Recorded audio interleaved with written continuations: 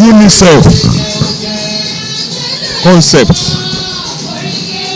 of education must be strictly followed to the letter, and it is in tandem with the philosophy of Chief Awolowo that education must be free. Nigeria is battling with poverty. Many parents are very poor, and a lot of them that are poor, when they are sick, their children will need to fend for them. So that is the work of the social workers. They've discovered that those who depend on the stipend being got by the hawkers on the streets, minor as they are being spent by very many people at home. Government must try as much as possible to reduce poverty. That is number one. Number two, education must be free. At least within the UNICEF concept of right of education as a right of every child. If that one is done, most of the private schools that are seizing the advantage of the situation, bastardizing the future of Nigeria through giving quackery of education other than the functional education, will be out of the way. So that is the fundamental that should be pursued. No amount of guns, no amount of threats. It will just continue to increase the number of out-of-school children because of poverty. Minors are now fending for their aged and poor parents. So that's one. The second consideration is that of ensuring that there is no war, there is no insurgence, there is no violence around.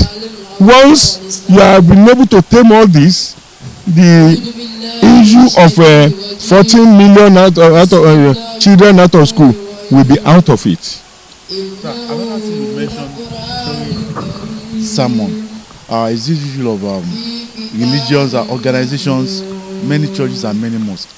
But sir, beyond that, we now have religious educational institutions, whether Muslim or Christian. We have universities, established by most of these religious organizations. So are you not worried that the religious organizations that are supposed to be, you talked about free education, the religious organizations that are supposed to be a kind of succor for people, you now have religious university that they collect as much as 500,000, 600,000 naira for students. Do you think we cannot have indigent students in some of the universities? And even the conventional university, the government universities, their admissions they have their limitations in terms of numbers. So what role should religious organizations sincerely should play in the educational development of Nigeria? First and foremost,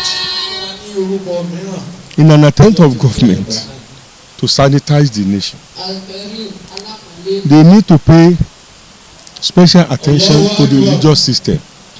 The religious sector is now full of deceit. It's now over commercialized. We are not saying that you should not use your experience as a professional, finding yourself in religion to establish some ventures or some entrepreneurship. But let us separate ventures from spirituality. And I discovered that what CAC is trying to do on this matter, why they are now overtaxing and all those things, what we can use to resolve is to separate the commercial aspect of life from that of religious affairs. You cannot mix the two, but you are supposed to use experiences of spirituality, the lessons from the scripture, to manage the socio-economic affairs. That is the stipulation of God. But this time around, we are hiding under religion to perpetrate evil, to commit fraud. So that's why we are having problem. Most of these people that are floating universities and schools, they even pauperize more the poor in their fold to be able to have this thing. But by the time this thing is up, they must have gone for loans which they may not necessarily be able to. This is what the source of ensuring now that to meet up with the payback period, they need to go with high prices being paid by those people that want to, and most of the church goers and mosque goers may not necessarily be able to afford it. So let us separate the venture area from that of the spirituality. In fact, you cannot serve God and mammon. It's a universal statement. So if you cannot really separate them, we will continue to drive into chaotic situation, which fairly we are presently having on ground.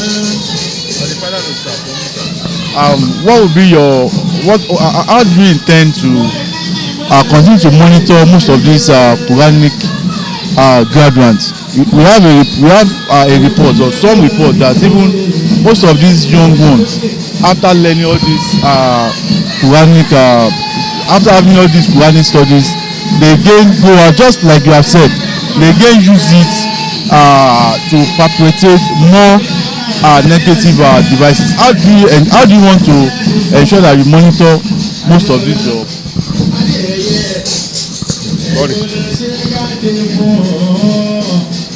Let me use mine as a case study. After teaching them to a level of graduation, we camp them for a month. Here, we don't even allow their parents to intervene. We feed them, we do everything. After ensuring that they are good in diction, they are good in the rote memory and all those things, the counselor now comes around. In fact, we discover one thing, that as small as they were full of food. They were fighting themselves underneath. And we posed one question: who among you can tell us whether his parent has not offended him or her? A 12-year-old boy said, "I will never forgive my mother." And you have just completed Quran. So if we have not been able to detect that, to detonate those poisonous mind, then you will have grown into become a monster. So what I'm saying is that teaching must be beyond the surface treatment. It has to go into the psychological exploration into who is this person, discovering them, and now ensuring that we now work on them to be good citizens. The civic responsibility, the civic right, all these things are supposed to be part and parcel of what we are supposed to teach in order to bring up a thoroughbred graduate. Graduates generally, we must recognize 4 things must be in them. If they say they are graduates, they must look at themselves being relevant anywhere. Positive mindset. That confidence must be built. Self-esteem must be emphasized, and then positive mindset, positive mental attitude must be stressed, whereby you don't blame your ill luck on others, but analyze yourself to discover that if I had done that, I wouldn't probably have done this. This is the kind of thoroughbred functional education we want, whether Western or Arabic. We are having the same problem because we are dealing with the same human being. So an education is education. So what we should do now is that we have to train the trainers to realize what exactly do we want to bring out from these children. It's not enough that I can recite the Quran. What for? What of the application? What of the moral ground you must stand before you can say you are learned or you are a religious person? So these are the areas which we are working on in the organization. Even within our schools, primary, secondary, for Western education, we do the same thing. That is the relevance of counseling psychologists in every school. Luckily for us, we have such people here, and we have one of them as our head. He started vocational studies. He traveled to Abidjan for business purpose in 1992, and he joined Shafauddin in Islam, Côte d'Ivoire branch in the year 1993 under the leadership of the late Terikiya Bashiru Oladipupo. He completed his Terikiya prayer work in the year 1995 and attended Shafauddin Commission interview in 2003. He became Terikiya in 2005. After the demise of Terikiya Bashiru Oladipo, he was combined as the branch head for Shafauddin in Islam, Côte d'Ivoire in 2011, under the auspices of Rasul Shafau Intisala Muhammad. In the year 2018, he was combined by the Rasul Shafau as Imam Shafau Côte d'Ivoire branch. In the year 2019, he was also combined Imam by the League of Imam and Afar in Côte d'Ivoire. I hereby present to you, to Rasul Shafau Intisala Muhammad Al-Hajj, Engineer Professor Sabi Tariq. Oníṣàṣe ti lágbára Ọlọ́run. Bàbá dúró jàmbá wù. Ẹ̀rí jẹjẹ o. Bàbá dúró jàmbá wù. Ẹ̀rí jẹjẹ. Ó jíṣẹ́ tẹ̀lé. Ó jíṣẹ́ tẹ̀lé o. Ó jíṣẹ́ tẹ̀lé. Kàró jíṣẹ́ tẹ̀lé sínú iṣẹ́ Ọlọ́run.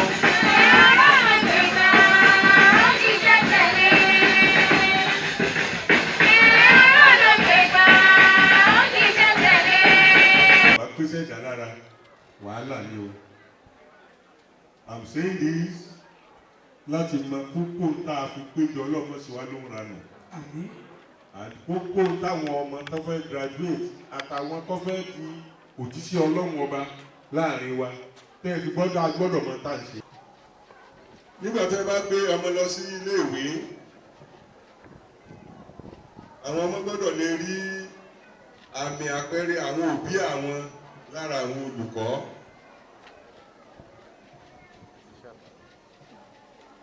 Ibi tí wọ́n ti kọ́ iṣẹ́ náà kò gbọ́dọ̀ jẹ́ ibi tó jẹ́ pé wọ́n ti máa abuse privileges and rights. Ọ̀pọ̀lọpọ̀ ọmọ tá a là ń tọ́jú ní abẹ́ ọ̀dẹ̀, gbogbo òròyìn tá à ń gbọ́ ò dáa, bíi kọ́ ọmọ bá ọmọ bíi kí bàbá máa bọ́ ọmọ rẹ̀ sùn, incest, Oedipus complex. Ó ní Professor Larotimi pé nínú ìṣẹ̀lẹ̀ tó ṣẹlẹ̀ ní Greece tó wá convert ẹ̀ sí òyìnbó tí wọ́n wá lò ní Nigerian schools. Oedipus complex nígbà tí bàbá bá ń bá ọmọ sùn. Bàbá ń sọ̀rọ̀ nípa pedophilia, àgbàyà kan ládùúgbò. Wọ́n mọ wá mọ́ ọmọ ọdún 13, ọmọ ọdún 10, wọ́n mọ dá wọn lágbálẹ̀. Gbogbo orú nǹkan báyìí ó máa ń dehumanize ọmọ ni. Negative education ni wọ́n ń perú ẹ̀. Gbogbo èyí ni ọ̀yẹ́ kọ́ máa ṣẹlẹ̀ láti sọ pé ojú alákànfí ń sọ́rí. Ó gangan làpáta ń tà ń pè ní education. You must be vigilant. You must be on surveillance. You must not trust anybody. You must ensure that your children and your properties are rightly protected. All these things matter. Torí pé ègún òdílé ègún rántí gba Nàìjíríà lénìí, abẹ́ ọ̀dẹ̀dẹ̀, ibi wọ́n ti tọ́jú oníkálukú ni wọ́n ti sọ wá dẹranko. Nítorí náà, ẹni ọba wa láǹfààní àti gbọ́ gbogbo ọkọ̀ tẹ̀yìn rere náà káàkiri. Ẹ̀fìn tó positive tó dáa, òun ni ẹ fi lélẹ̀ lọ́rọ̀ lérò níṣe sí pẹ̀lú ọkàn kan. bọ́mọdé ọ̀bá bá tàn yọ ọba àrọ̀bá ó ní ti oral tradition. ṣùgbọ́n problem oral tradition ni wípé yìí based on fact. agbọ́sọ wọ́n gbé at the end of the day òní sóòtọ́ kankan bẹ̀. ńlọ́pọ̀ gbogbo ilé ilẹ̀ gbọ́dọ̀ sá fún. God himself is very scientific in the way tó fi máa ń ṣe and that's why we call him a Methodist. gbogbo èyí ni kó kálukú wa ká fi ṣe ọ̀pákùtẹ̀lẹ̀ fún bá a ṣe fẹ́ máa pass information bá a ṣe fẹ́ máa enlighten àwọn èèyàn bá a ṣe fẹ́ máa tọ́ àwọn ènìyàn sọ́nà ó ti tọ́ àti bó ṣe yẹ. ẹ gbọ́dọ̀ máa jẹ́ pé negative values nǹkan tọ́mọ ọgbọ́dọ̀ jẹ́ tọ́mọ ọgbọ́dọ̀ jẹ́ tọ́mọ ọgbọ́dọ̀ kọ́. ẹ gbọ́dọ̀ máa jẹ́ pé ní positive values àwọn nǹkan tí ọmọ lè kọ́ tí gbogbo nǹkan ó fi nítumọ̀. Quran 20:1-14 ó fi ìlàkàkà kéèyàn gbọ́dọ̀ ní ìkòkò tí wọ́n jata ìdí rẹ̀ ó kùnà nípa apá nkẹ́kọ̀ọ́ ohun tó fi ń hàn nìyẹn o. gbogbo ọmọ pátá tó fẹ́ di professor primary 1 náà ló ti bẹ̀rẹ̀ àbí nursery school. gbogbo tí kọ́sẹ́ tó fẹ́ dọ̀gá wọn náà fẹ́ máa control wọn fẹ́ máa ṣe báyìí. níbi kí ẹ máa rán ọṣẹ́ kiri kí ẹ máa fi ọṣọ ọjà kí ẹ máa ní ọgbọ́dọ̀ káyé báyìí ibẹ̀ ló ti bẹ̀rẹ̀ o. Process of learning is always a long journey but at the end of the day you become an authority and you control the world. o sì gbọ́dọ̀ nínú bismillah. أعوذ بالله من الشيطان الرجيم بسم الله الرحمن الرحيم فتعالى الله الملك الحق ولا تجعل بالقرآن من قبل أن يقضى إليك وحيه وقل رب زدني علما. nítorí náà Ọlọ́run ló ga jùlọ o, the source of all power, the source of all knowledge, the source of your pain Ọlọ́run ni o. Allahu Akbar. òun náà lè gbọ́dọ̀ máa àgbọ́nlẹ̀ lè gbọ́dọ̀ máa àdọ́ ìpayà rẹ̀ gbọ́dọ̀ máa wà fún yín ilé ẹ̀fín nílé máa ṣe tó negative. ẹ tí ò nípayà Ọlọ́run ọba òun ní máa gbógbògbó bẹ òun ní máa pààyàn tí ò ní kan tí ó dá sí òun ni wọ́n fò ní 7,000 naira bí lọ́jọ́ chọ́ọ̀chì yẹn lọ́jọ́ mọ́sálásí yẹn. Negative thinking, negative education, poor orientation òun ni wọ́n ń pè ó ẹ gbọ́dọ̀ ṣiṣẹ́ lórí ẹ̀ o. ó lè lọ́bọ̀ òdodo. Ànábì Muhammad sallallahu alaihi wasallam. wọ́n bí wá lẹ́ẹ̀kan wípé ta ni àfáà fún Ànábì Muhammad. àwa ń dá wọn lóhùn pé wọ́n na jẹ́ ní ìsáwá. wọ́n na jẹ́ ní ìsáwá máa ń lọ sọ ibùkún wa máa gbọ́ wá wọ́n máa yẹ ti kó ànilẹ̀ àwa inú wa ilá wa yóò ha alámà ó ṣe dídò kó wá lómìíràn tí fásitàwá. Sadaqallahu al-azim. Allahu akbar. àfìràwọ̀ nájímù búra. mo fi ìràwọ̀ nájímù búra nígbà tí ó bá wọ̀ ẹni yìí kò ṣìnà bẹ́ẹ̀ sì ni kò sọnù àti pé kì í sọ ọ̀rọ̀ ìfẹ́ ẹnu o kò jẹ́ kí inú kan bí kò ṣe iṣẹ́ tí a rán sí i a lè ní agbára ni ó ń kọ́ ní mímọ̀ alágbára ó sì rinlẹ̀ déédéé. Allahu akbar. ó rinlẹ̀ déédéé tó wá ṣe kí ni. àti pé ó ń bẹ ní òfurufú sánmà tí ó ga. àti pé lẹ́yìn náà ó sì súnmọ́ pẹ́kípẹ́kí. àǹjẹ̀lú ò ní fẹ́ràn fún ọ. ó bẹ́tà káfọ́lọ́ láyè kọ́ máa ráwọn ọmọ ogun ọ̀run kọ́ máa rán sí wa o kọ́ máa rán màláíkà kọ́mọ ẹran sí wa o màláìka tó ń kọ́ kádàrá kọ́ yìí tí mo fẹ́ kọ́ yìí tí mo fẹ́. Màláìka tó ń kọ́ kádàrá kọ́ yìí tí a fẹ́. ẹ má ṣe fà mí lọ́fà ọmọ aráyé. Màláìka tó ń kọ́ kádàrá kọ́ yìí tí a fẹ́. ẹ má dúró ọ̀nà ọ̀sẹ̀ tí ń gbọ́. Màláìka tó ń kọ́ kádàrá kọ́ yìí tí a fẹ́. gbogbo ọ̀rọ̀ sọ̀kalẹ̀ oṣù wáyé ìdí Màláìka tó ń kọ́ kádàrá kọ́ yìí tí a fẹ́. ọmọ fi mí rọ̀. ẹ má fi mí rọ̀rọ̀ kúrò ní ilé ayé náà àmì ọ́.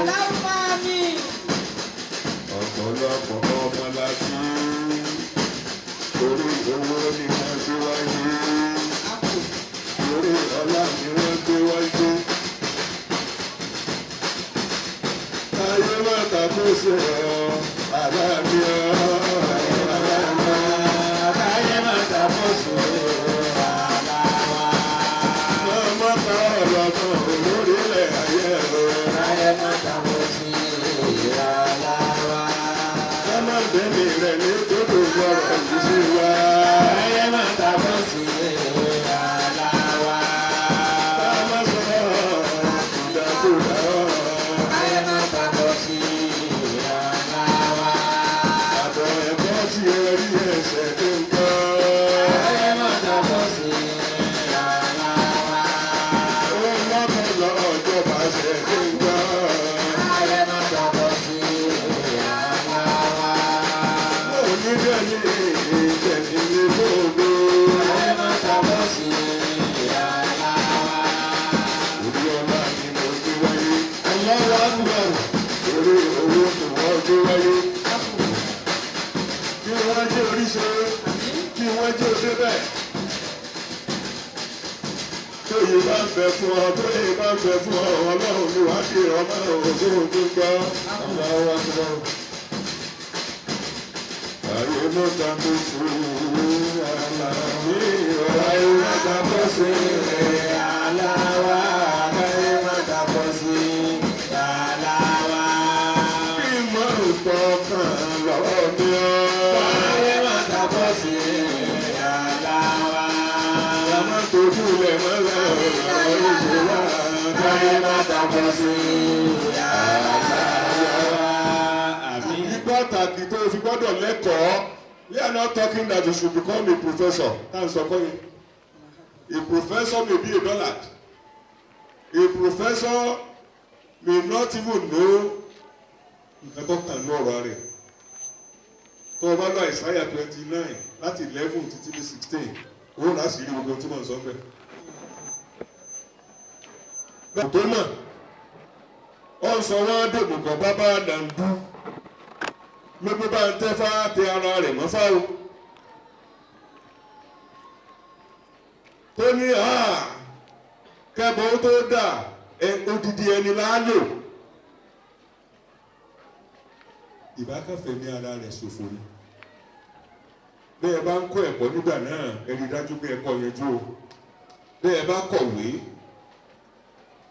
bẹ́ẹ̀ bá ń kọ́ ìwé ẹ farabalẹ̀ kọ́ bẹ́ẹ̀ bá wá ń kọ́ iṣẹ́ ẹ farabalẹ̀ kọ́ iṣẹ́ yẹjú ọgbọ́n ọ̀tọ́ mọ́ ìmọ̀ òtó mọ̀ ló ń sọ wọ́n dògbò bàbá nàndó ló dífá fún bá ń tẹ́fá tí ó kiri ẹ̀ mọ́fá tó fi wà wàrà tó ní ẹ̀yà sẹ́fún mi tí bàbá ń kígbe pé ó ò tí ì mọ nǹkan ìtó ó ní kí lóun tún fẹ́ kọ́ kí ló wọ ọmọ bàbá bá yà sẹ́fún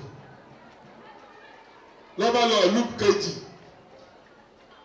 ńgbò débẹ̀ àwọn sì ní wàhálà nù ayé wọn wọ́n wá babaláwo tí yóò bá wọn mú bí ojú ó ṣe máa rọ̀ tí yóò bá wọn mú gbogbo eku òkè bí eku ẹyẹ òkè bí ẹyẹ tójú ọba ti rọ̀ mọ́ eku òní ké bí eku mọ́ 75% of your body is water 75% 3/4 of the whole world is water. kí ọlọ́run má jẹ́ kí omi tán lẹ́yìn ẹ̀jẹ̀ nìkan kan wá. nígbà òde ìlú yìí wọ́n ń wá babaláwo ẹ bá pàdé inú wọn ti dùn pé ẹni tí ó sọ̀rọ̀ wa dayọ̀ ni ní ẹ bá mú lọ bàálà wa nìyí àmọ́ tá a ṣe tẹ́kù òkè bí eku mọ́ tẹ́yẹ òkè bí eku nǹkan kan ọkàn rántí pé irú wàhálà báyìí wọ́n ti gbé wá fún bàbá àwọn lọ́pọ̀lọpọ̀ ọgbà ó ní ẹ lọ mú nǹkan báyìí wá ẹ lọ mú nǹkan báyìí wá ẹ pèsè rẹ̀ kalẹ̀ ẹ pèsè ẹ̀ kalẹ̀ ẹ pèsè ẹ̀ kalẹ̀ tí wọ́n wá pèsè ẹ̀tàn lónìí tá a bá ń fẹ́ kí ètùtù yìí gbà ohun tá ẹ ṣe òun ni wípé odidi èèyàn tọ́jú ààrẹ ọlọ́mọdé ń ṣèrè láyé mi. Káyé má tako sí aláwa, káyé má tako sí aláwa. Káyé má tako sí aláwa, káyé má tako sí aláwa. Ọmọdé rẹ̀ lé gbódò lórílẹ̀ ayé ọ̀rọ̀. Káyé má tako sí aláwa. Ọmọ ọkọ̀ ọlọ́mọ lórílẹ̀ ayé ọ̀rọ̀. Káyé má tako sí aláwa. Aláwa. Káyé má tako sí aláwa. Ọmọ oníwòlímọ̀. Káyé má tako sí aláwa. Ẹ máa kẹ́kọ̀ọ́ yẹn ju gbogbo tí ó rí ọ̀. Káyé má tako sí aláwa. Ọmọdé ní ilé ìkókò ìṣẹ̀lẹ̀ ayé ọ̀. Káyé má tako sí aláwa. Àwọn tó ń torí lọ́jọ́ òbí ọ̀. Káyé má tako sí aláwa. Má ṣe dọ̀tí rẹ̀ lórílẹ̀ ayé ọ̀. Káyé má tako sí aláwa. Aláwa. Káyé má tako sí aláwa. Àbí o. Torí bí ayé ló ṣe láti láńkó àwọn ló ṣe kàn tó ń wẹ̀wù ẹ̀jẹ̀ ayé ò ní wẹ̀wù ẹ̀gbọ́n ò ní bẹ́wù ẹ̀jẹ̀ wọ̀ wá. Àmín. Wọn ò ní mómi gbóná jáde lójú wa. Àmín. Ayé ò ní ta ọ́ lọ́fà tọmọtọmọ. Àmín. Wọn ò ní ta ọ́ lọ́fà tọkọtọkọ. Àmín. Wọn ò ní sọ lé rẹ̀ dílé ìbànújẹ́ o. Àmín. Báńtẹ́fà tó lọ́tọ̀ tó ti yaṣẹ́. Gbogbo tó ní wọ́n pèsè pátá ni wọ́n ti pèsè ó ní okùn àrè ni o odidi ẹni ni o ẹ̀jẹ̀ rẹ̀ látàálẹ̀ o.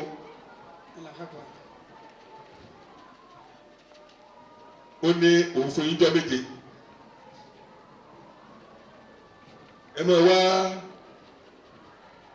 àrè lọ o. Ọjọ́ kìíní wọn ò rí o, ọjọ́ kejì wọn ò rí o, ọjọ́ kẹta wọn ò rí o, ọjọ́ kẹrin wọn ò rí o, Ọlọ́run má jẹ́ ìṣìrí o.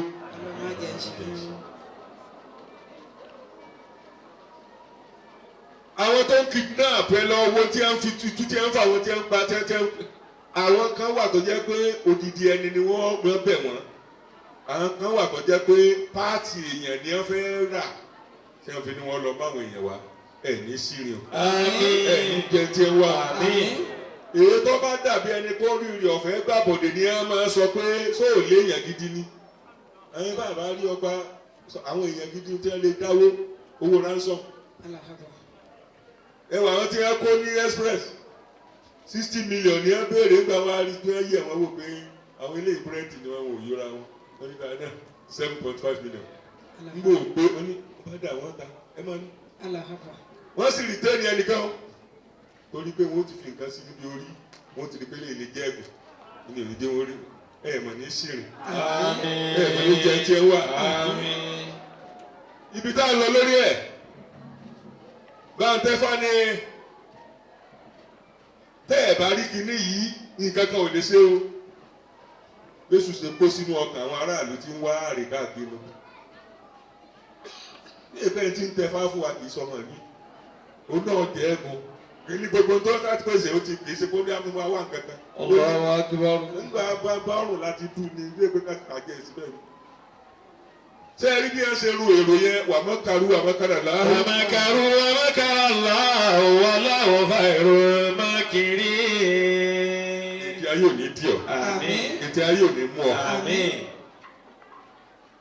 bẹ́ẹ̀ ṣe ń sọ èrò yẹn lọ́wọ́ bẹ́ẹ̀ ni bàbá tó wà innocent nílùú míì tó jẹ́ bàbá rẹ̀ bẹ́ẹ̀ ló lálàá bẹ́ẹ̀ lára ẹ̀ balẹ̀ mọ́ pé ọmọ yìí ti kó bára rẹ̀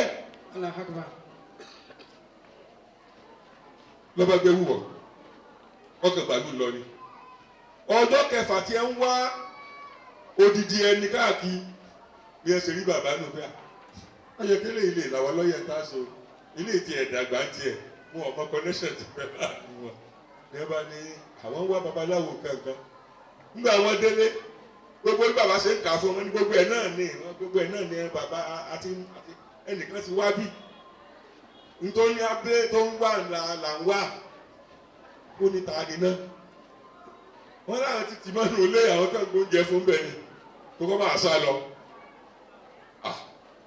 ó ní ẹ̀jẹ̀ kí òun fojú rí bí bàbá ṣe fojú rí ọmọ ẹ̀ bó ṣe sáyẹn bí ẹ gbọ́wọ́ ọmọ rí ọmọ ní pé wọ́n ra ń di wọn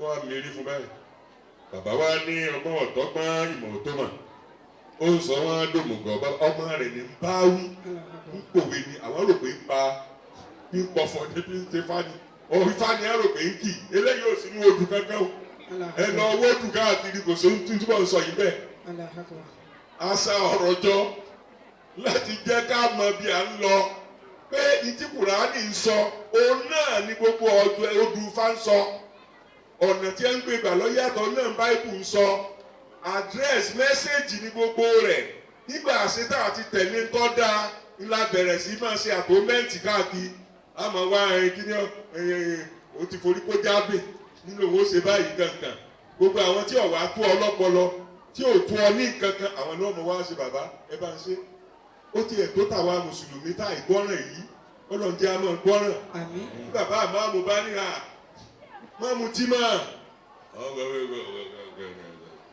bàbá àmọ́ lọ́sọ̀ Kùránì tó túbọ̀ sí lẹ́kùn mo tún já sí wọn kó láwọn tí ń fi yẹ́sùyẹ́sù sí lọ́wọ́ bá ń bẹ nù yín tí dáadáa bá tọ́ tó bá dọ́dọ̀ yín wọ́n wà ní àwa lọ́tọ́ sí ìrun tí kò ń kí yóò àjọ rẹ̀ lójú tí ò kí dáadáa wà kí ní ìsọ̀láta iná ìsọ̀láta ní ánì fàṣà ìwàlẹ̀ mọ́ńkà gbogbo òfin dọ́rọ̀ ọmọ kéèyàn ó lè kírun kọ̀tẹ́lí kankan ń bẹ̀ ó lọ́ mọ́ dàrún mi lù láyà. ó ní ìgbà tí wà burúkú rẹ̀ bá wá ṣe kí ni bismillah. Wàmínà náà sì máa yá budú lọ aláhàrífín fàyínà sọ́bà ọ̀kẹ́rùn tó máa ń nàbí wàyínà sọ́bà tí ó fi jìnnà tó ń kọ́ labalá wájì kọ̀sí ọdún ní àwàlẹ̀ àkírọ̀ dhalika wàlẹ̀ khusranu al-mubin. àti pé ẹni tí ń fi yẹ́sùyẹ́sù sin Ọlọ́run bẹ nínú àwọn ènìyàn tó bẹ́ẹ̀ tí rere kan bá wá bá a fi ọkàn balẹ̀ sí ẹ̀sìn rẹ̀ ṣùgbọ́n tí àdánwò kan bá wá bá a yí ojú rẹ̀ padà kúrò níbi ẹ̀sìn rẹ̀ ó ṣe òfò láyé àti ọ̀run èyí ni òfò tí ó hàn gbangba. gbogbo ó rí pé kéwú òtítọ́ ni ká máa ké ìwé òtítọ́ ni ká máa kà ìjọsìn òtítọ́ ni ká máa ṣe kí dàrúdàpọ̀ tá a kóra wa sí yìí ọjọ́ mélòó la fẹ́ lò láyé tá a wẹ̀ wò rìn. nígbà bàbá tó bí mi wọ 100 ní wọ́n bá pè òun rẹ̀ mọ́ mo bá lálàá sí wọn pé ẹ kú èmi ní pet mo bá sọ àrùn bàbá ọmọ mi lálàá pé ẹ kú kankan bàbá láti délé ayé ọ̀nà ẹ̀pẹ́ ìfẹ́ lọ ni ṣé ìtẹ́wà máa sọ lélẹ́yìn ní onígbà náà téèyàn bá ti ń wẹ̀wù ẹ̀wù ti ń dàbí irin lọ́rùn rẹ̀ owó ilé tó lọ ni. Allahu akbar. ẹ báwo la ń bẹ̀bẹ̀ pé kọ́ ló ń jẹ́ àdàgbà ṣé bọ́tà tí mo lè fò àtàtì ṣé mo lè fò mọ́sí. bírú èèyàn kan lẹ́sẹ̀ ní sin tí ó pààyàn lèyàn kó ṣe yẹn kọ́ lọ́mọ ẹ̀ṣọ́ yẹn ni. Aging factor we have to consider it. ta ló rẹ̀ ìgbà túbọ̀ tán ṣe. ẹgbẹ́ ìlànà ní kó kálukú ṣe dáadáa kó rí ara wa ní ọlọ́wọ́ ní nǹkan tẹ́nì kankan lè bàjẹ́. ní bàbá yìí bá bẹ̀rẹ̀ sí wá bú ọmọ rẹ̀ ó ń fi ohùn ó ń pohùn réré fá ó fi ń bá a wí àwọn èèyàn wá ròyìn pé kí fá ni ó ní ọgbọ́n ọ̀tọ́gbọ́n ìmọ̀ tó mà tí ń sọ wọ́n dòmùgọ̀ bàbá nàndú tó dífá fún bá ń tẹ́ fá tó lọ kíra rẹ̀ fá tó fọ́ wàwàrà yaṣẹ́ fúnra rẹ̀ láì tí ì mọ́ṣẹ́ tó ní odidi ẹni ìlà lòkè tutù ó lè gbà. bàbá ní ìdáná ẹ̀ bá mú àdó dẹni ọba fún